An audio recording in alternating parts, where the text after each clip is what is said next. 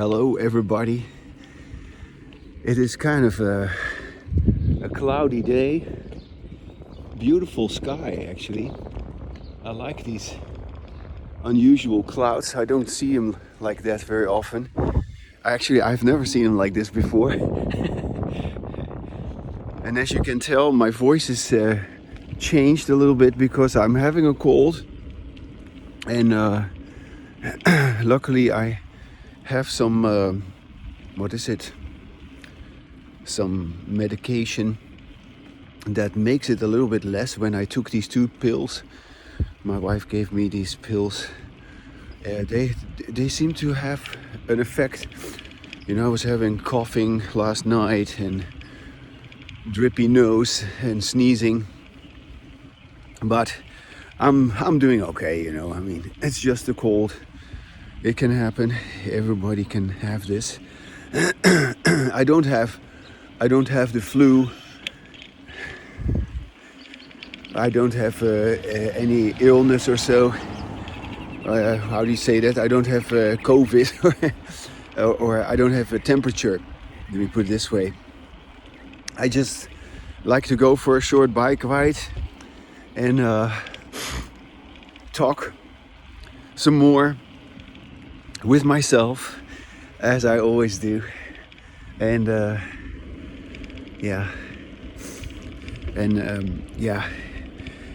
addressing what I'm able to address in this moment, because there's always something which is happening in this moment which cannot be addressed in any other way, and so that is what I'm interested in. So I've said this yesterday, and I want to repeat something that I've said yesterday, that language is always in the moment. The language cannot happen anywhere else. And so language is a behavior, just like riding a bicycle. I'm riding my bicycle now.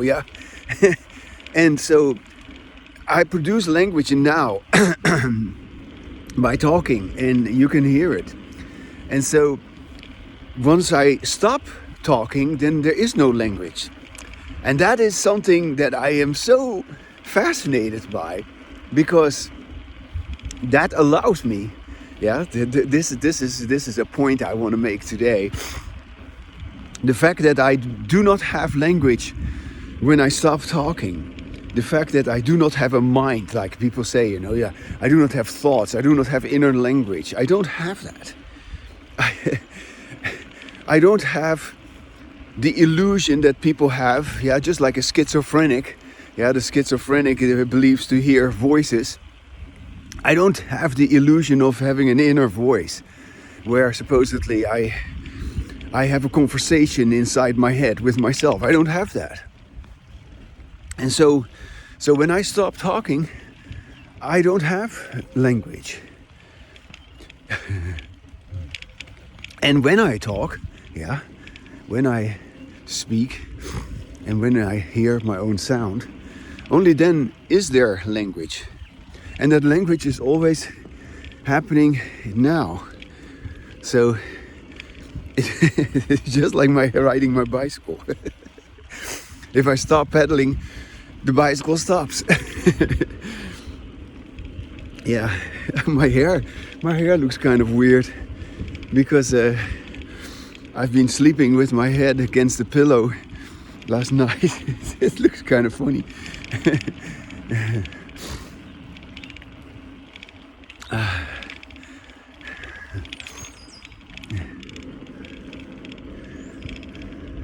It is about that time that the sun is going to come over the hills. I love that moment, it's so beautiful. Wait, I hold it in the other hand. Then we can still enjoy the sunrise as it happens in real time. Yeah, it's beautiful. The red sky, Yeah, and it's beautiful to have language that is in the moment. It is beautiful to know that there is no inner language. It is all just so wonderful that this has become clear, that this has this has become my life. And I cannot conceive of living any other way than this way. And that is such a pleasure, also such a feeling of faith, a feeling of trust, a feeling of goodness, a feeling of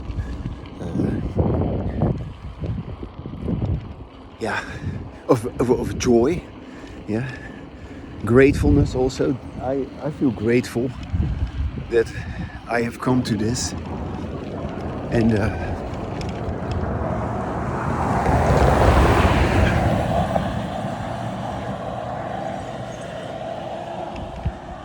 and it is also, this is another aspect of what I am talking about, and it's a very important part. It is also knowledge.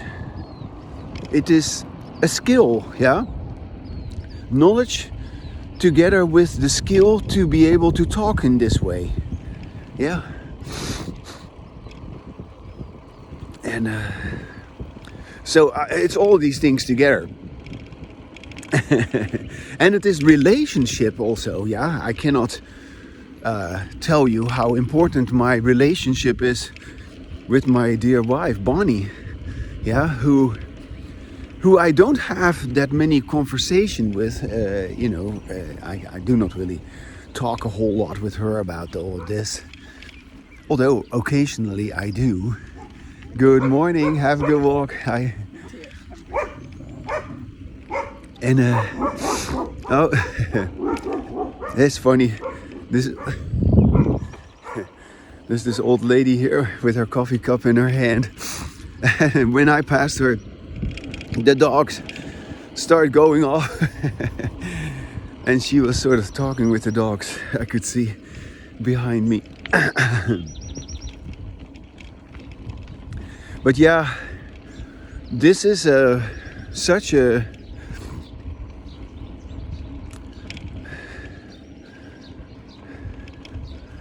an enjoyable phenomenon that I'm talking about. Embodied language is such an enjoyable phenomenon, and you don't know what you're missing, that you don't have it. You're missing out because you find having a conversation with somebody else and engaging in disembodied language, you find that more important now. Good luck with that.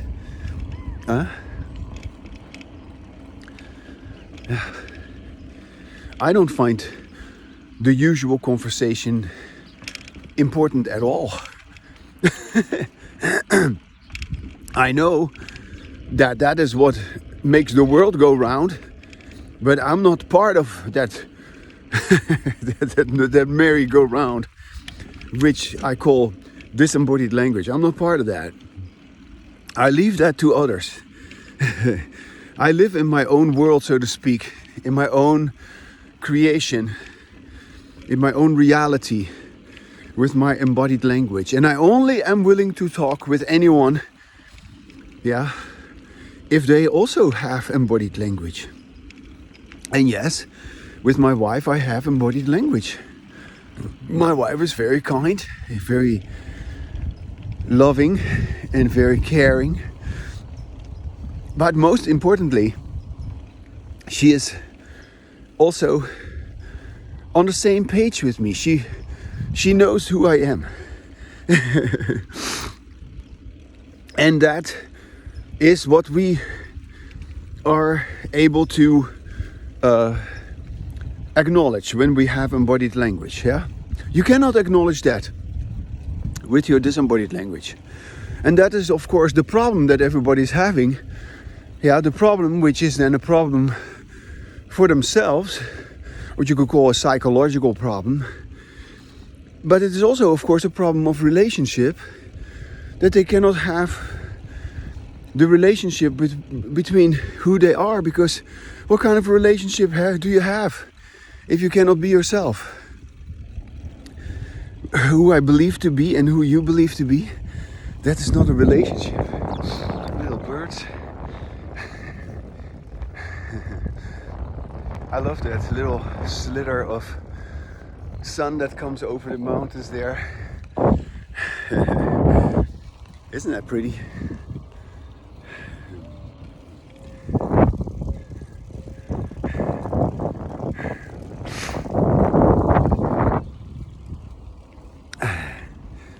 So yeah, we have a real relationship. And because we are real people. And so problems of relationship always have to do with the fact that people are not real. We do not recognize that. Yeah, if you're real, there are no problems. But your problems are created by the way in which you talk, in which you cannot be real. Yeah. You know, this whole issue of having a mind, this belief that everybody has due to their disembodied language. Everybody assumes that it is true, that you have a mind, that you have thoughts, that there's language going on inside of you, that you can have an inner conversation with yourself. You believe that, and you make it seem as if that is more important than actually the conversation with others. That's really what it is. In any case, disembodied language in which you do not listen to yourself is, of course, creating that belief, because you cannot really express yourself. Yeah? In principle, everybody is able to say what you want to say. Yeah? In principle, everybody can use the words that they have and begin to talk with themselves, even when they're alone. You can talk with yourself and say what you want to say. Of course, in principle, everybody can do that. But you don't do that because you still believe you have a mind. And then whatever your mind presumably tells you, yeah, destroys what you actually really tell yourself. Yeah. So for instance, I'm talking with myself right now. Yeah, you can hear it. Yeah. This is not an illusion. This is not based on some sort of make-believe of inner language. No, I really am talking. And I've recorded it, yeah? Do you see? Do you hear? I've recorded this conversation with myself. And that's why you can hear it.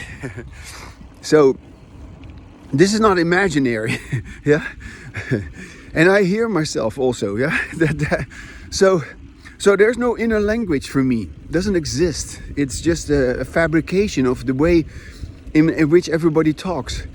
What I call disembodied language, in which people do not listen to themselves. Yeah? And so you believe to have an inner voice. You believe you can have conversation with yourself inside of you without producing a sound. Yeah? You believe all that. But you are just as crazy in that sense as a person who is good morning, hi. You're just as crazy as a person who is, let's say, schizophrenic, yeah, who believes to be hearing voices, yeah? The schizophrenic is presumably internally stimulated. Well, that can be true, you know. There's, of course, a reason why a person believes that. And there's also a reason why you believe that. Because your body was conditioned by disembodied language, of course. And so you produce whatever your disembodied language was able to produce. Yeah? And so your disembodied language produces the illusion of inner language very clearly. But in the same way, you have your inner voice. Supposedly, it's your intuition. Supposedly, it's your mind. It is your thought. It is your freedom to think the way you want to think. No, it is the illusion of inner speech. That's what it is. It is the fabrication which is inevitable because you cannot really talk and be yourself with your disembodied language. And so inadvertently, you're always busy with inner language. You have fantasy inner language, but you do not pay full attention to your ability to have embodied language, which is overt. And so I'm here to let you know that your craziness, because you're crazy, that you believe that you have a mind, that's your craziness. Your craziness is not determined by the fact that you have a problem with your mind. No, your belief again that you do not have a problem with your mind is also part of the problem. You would like to hear me or anybody tell you that it is okay that you have a mind. You would like to, and yesterday I heard some statement. I want to bring that in too, because that's a really interesting point here. You have, of course, your belief in your inner deity, your inner God, yourself, who you truly are, it's all just reference to inner speech. I don't have such belief. Anyone with embodied language will not have such a belief. And you will only be able to have embodied language in absence of such a belief. There cannot be a continuation of your there cannot be a continuation of your embodied language as long as you still believe in having a mind, as long as you still believe in inner language. And so this belief in your inner self, or whatever you call it, that of course is the same also as your belief in God, or you believe in Allah. Any kind of superstitious belief in some higher power, whatever you call it, there's something out there. It's all just pure nonsense. It's all just more of the same disembodied language. Disembodied language that has given rise to this notion, this false notion of inner language, which does not exist. And so people have believed in inner language forever, and they will continue to, and I don't. So I'm very happy to live in my own reality, because that's the only reality there is. And I don't consider there to be any other reality than my reality. The reality that people say there is not my reality. It's their reality. And for all I care, they can continue to live in their reality. I don't care. They can all go to hell as far as I'm concerned. They can live in hell as far as I'm concerned, because I'm happy where I am. And I don't bother with anybody. I have no time for that. I have already been so often bothered by them, or with, I still preoccupied with people, preoccupied with trying to let them know about embodied language. That was one of the biggest pitfalls for me, that I was again and again believing, or still believing. It was of course clear that yes, I have this knowledge, I have this skill, I have this ability to say all this, and others don't. So I felt responsible, being the oldest son in a family of 6 also had something to do with that. And having a father that was never approving of me has something to do with that. So here I was proving myself. Anyways, I'm no longer doing that. I am not interested in bringing this message to others in the way I used to. No, I have given an ultimatum to you who is listening to this. I have challenged everybody who is listening to this, that either you're going to use 2025 to have this conversation with yourself and verify everything I'm saying, because that's what I want you to do. You can listen to me word for word and verify whether what I say is true, and you talk with yourself and you let yourself know whether what I'm saying makes any sense. Okay, are you going to do that? Are you going to speak with yourself and listen to yourself? That's what you got to do in 2025. And then maybe if you are up to it, if I'm up to it, yeah, maybe in 2026 we can have embodied language together. Yeah, that would be great. Yeah, that would be great if that could happen. But as I have said before, and as I will continue to say, maybe that's not going to happen. Maybe I'm just not willing to take any, what is it? I'm just not willing to take any crap from anybody. Yeah, I'm done trying. I'm done reaching out. I cannot meet you where you are. No, that's already a past station. I'm not going to do that. So either you come my way, yeah, with your embodied language, that is, or there's going to be no conversation. And the moment you start having any kind of, stuff going on, that is again your old conditioning with disembodied language, I'm not going to put up with it. I'm going to immediately slam it down. I'm just not going to do it. I'm just not going to be part of that. You just go and figure it out on your own and deal with it, because you got to do that anyway. I'm not going to be able to do it. I'm not going to create the illusion that you can just hang in there with me and then it will all go away. No, you will have to do what it takes to stop your bullshit with your disembodied language. And unless you're going to do that, and it's not because I tell you to, it's not because I have a belief that you must do this or that you have to believe in yourself to be able to do this. No, it has nothing to do with that. You either do it or you don't. Here, I'm riding my bicycle right now. Do you see that? Yeah? So, this is not a fantasy. I'm really riding my bicycle. Yeah? So, in the same way, you either do what I told you to do, and you're going to speak and listen to yourself, or you're not doing it. And so, I know the difference. I hear the difference. I understand the difference. I have explored that difference. And so, yeah, there's no way around it. For me, yeah, I cannot live in denial like you do. So if you want to live in denial, okay, go ahead. I have no business with you.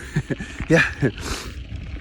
So I hope to talk with you in 2026, and I'll leave it with that.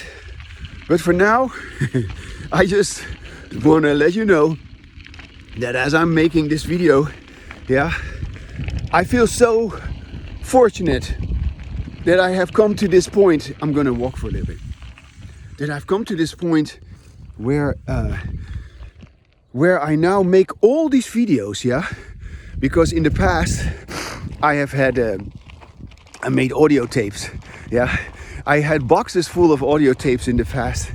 That was when I was still making recordings of myself, audio recordings. I threw all these audio tapes away at some point because I felt like, okay, I don't need them anymore.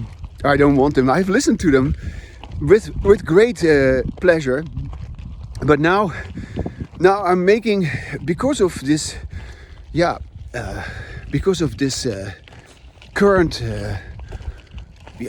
knowledge that I have, how it has all evolved.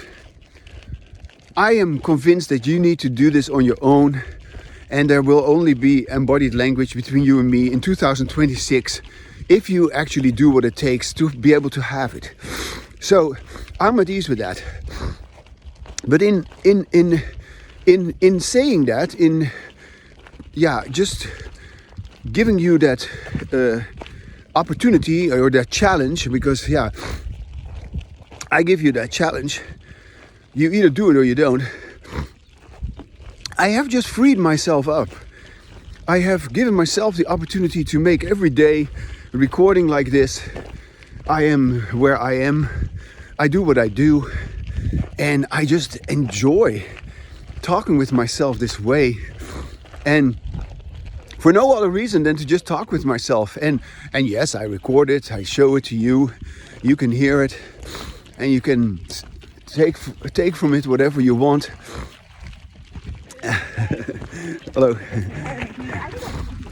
But this is all for me. Yeah, do you get that?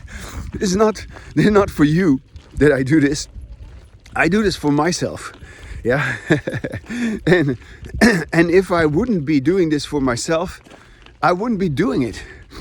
Yeah, so sometimes I don't feel like it, or I don't know. I've said enough.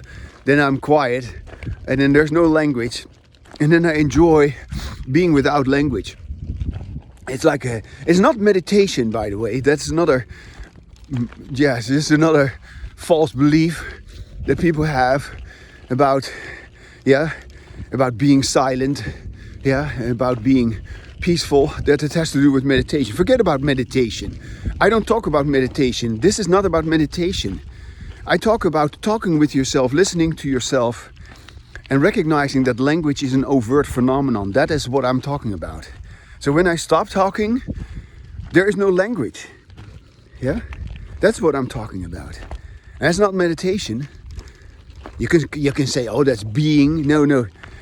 Stop talking about being. There's no being. Yeah, you're alive. Okay. And you make sound when you open your mouth. Yeah? There's language when you speak, when you can hear something. But there's no inner language. There never was. Yeah? So there's being. Who's being? Being what? There's no being. Yeah? There's nothing. There's nothing inside of you. Yeah? There's nothing inside of you. Okay. And yeah, there's nothing outside of you either. yeah. You're just talking, okay? And then the next moment you're not talking and it all just disappears.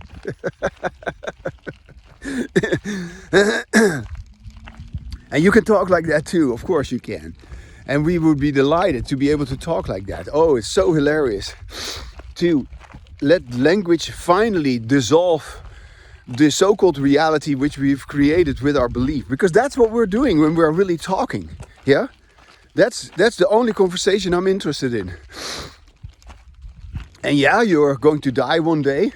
You're gonna, your life's gonna end. Yeah, you're also, mortal. Yeah, we're all mortals. We cannot go on with our language forever. Yeah, you can write a book. Oh, then other people can still read that book. Or you can also make a video like me. And other people can still listen to that video after you're gone. But you're not immortal. Yeah. My work, whatever you call it, my way of life is only mine. And it only exists for me the way it does. It cannot exist like this for anybody else. You can only live your life. And so that's what you will come to terms with if you're gonna listen to yourself and say, wow, I wasn't listening before. So that's why I was having all the kind of trouble which was created by the fact that I used my language incorrectly. Yeah, that's what you have been suffering. Yeah, you have been suffering from your incorrect use of language. That's right. And so, are you going to correct it? Yeah, I stand corrected. Yeah, maybe you walk corrected.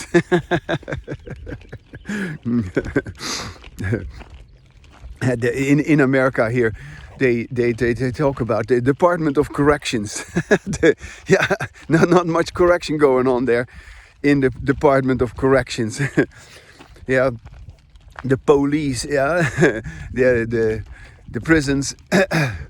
Correctional facility. Oh yeah, what's being corrected there? Yeah, well, recidivism. Yeah, or what is it? Like in addiction, people who have addictions and then they fall back into the old habit again. They relapse. Yeah. Well, it happens behaviorally, continuously, that we relapse.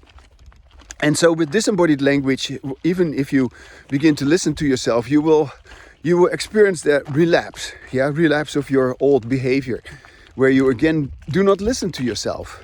Where you again realize like, oh my gosh, I was just totally carried away by what I was presumably thinking.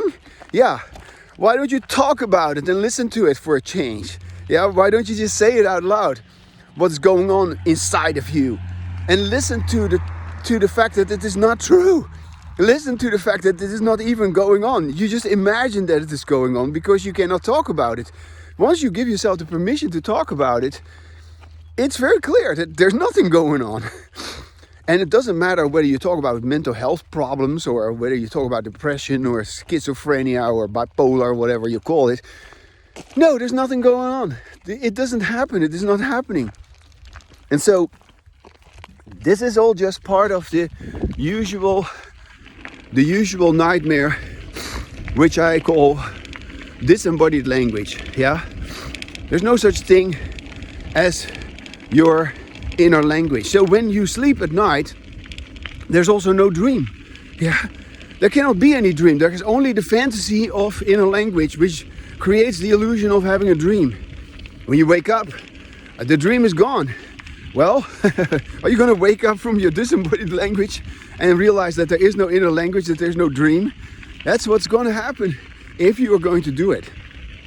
So, I've said it and I'll say it again, because that's what's really happening. And all language is overt. Yeah? So, when people are arguing, when people are pushing back, when people are raising their voice or making their voices heard, yeah, all of this, yeah, this is happening everywhere. People are protesting. People are arguing. They're continuously making sure that other people are intimidated by them, that other people are shut down, because that's what people do, right? To win the argument, to win the conversation, you have to shut other people down. And people do that continuously. That is a feature of disembodied language. In embodied language, nobody shuts down anybody about anything. We can all have embodied language together, and we are agreeing with each other. Yeah, can you believe that? You know, I've given hundreds of groups, and I have, in all these groups, in all these classes, all these workshops, all these seminars, again and again verified, again and again I have noticed that once people listen to themselves, once people have been stimulated to do this, they all, to their own surprise, agree with each other. We agree with each other what is disembodied language and what is embodied language. We can all hear the difference, but we have never paid attention to it. Yeah. And I've stopped giving groups, I've stopped giving seminars, I've stopped giving classes, I've stopped teaching people about this, because that is not what is going to make it possible for you to have your own embodied language. It doesn't depend on a group. It doesn't depend on me organizing it for you. No, you need to organize it for yourself. That's what it depends on. And that's why it is not happening. So you can have groups and then create the belief that you are having embodied language. That's what people have done down the ages, yeah, with all their religions and all their superstitions. They have acted the same way, had some rituals and so forth, to sort of just make it seem as if they did the same thing at the same time. Well, it's all wonderful, but it has never led to embodied language. As a matter of fact, it has perpetuated the belief in all sorts of superstition. It has continued the disembodied language that we were already happening, which was never addressed, could never be addressed. Because the group behavior, which is disembodied language, has to stop before you can have the individual behavior, which is embodied language. Yeah, that's the truth. That's the reality. Now, okay.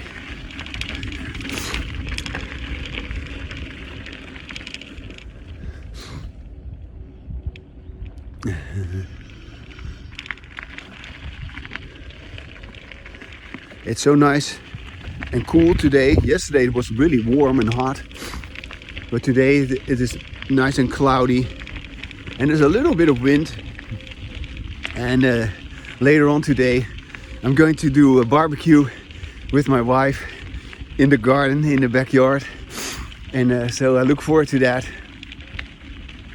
Having some nice lamb chops. I love that.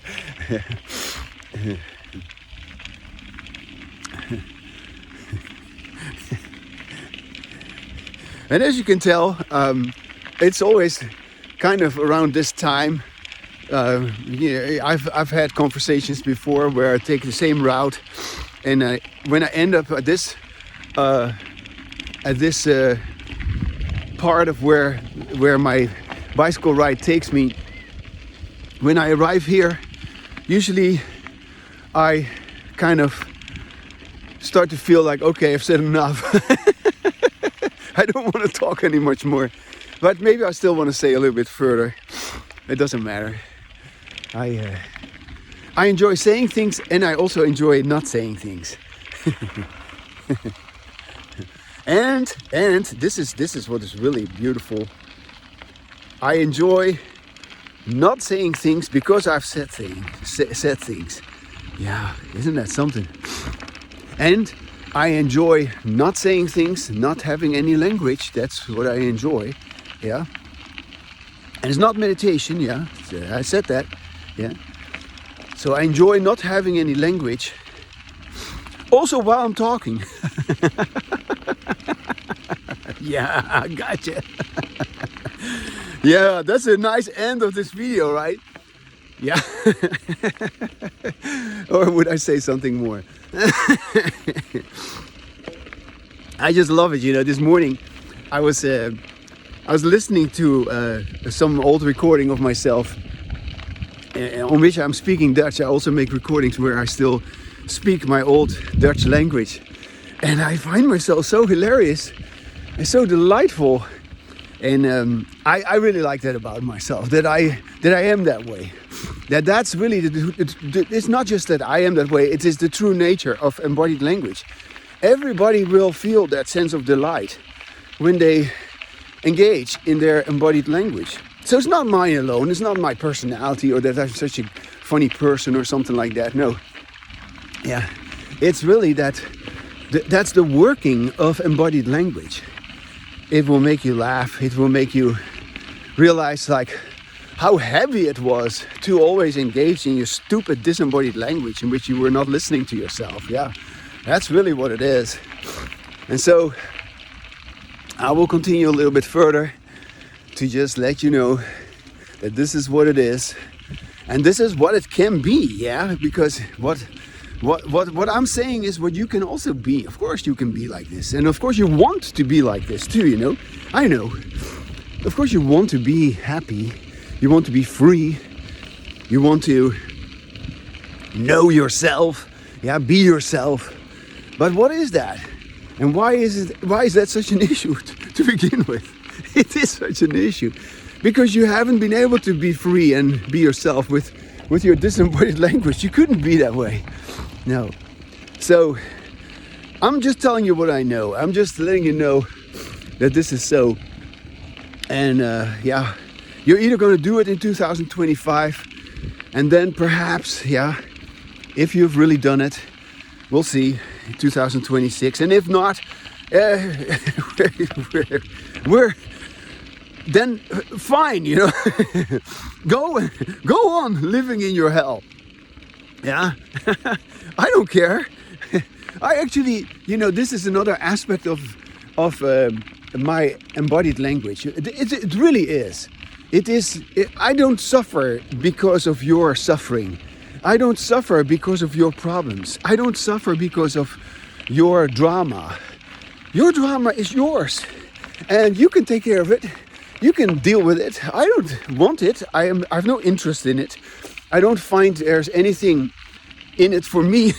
Yeah, and I am perfectly happy giving it to you like this. Yeah, because I want to and I need to, and I have been taking care of you for way too long, carrying the burden of the world, so to speak. Yeah, that's what I'm talking about. And yeah, still being some sort of martyr, still being some sort of a I don't know, some sort of a prophet. Yeah, no, I'm not a prophet. I'm just a person like anybody else. And I'm just so happy to just be me and to not be anything else. So on that note, I'm going to say have a wonderful day. Here I show you where I am right now, because this is a nice spot to sort of just let you know. Here I arrive here at the creek, and I just love to be here. Yeah, and this is where I say have a nice day.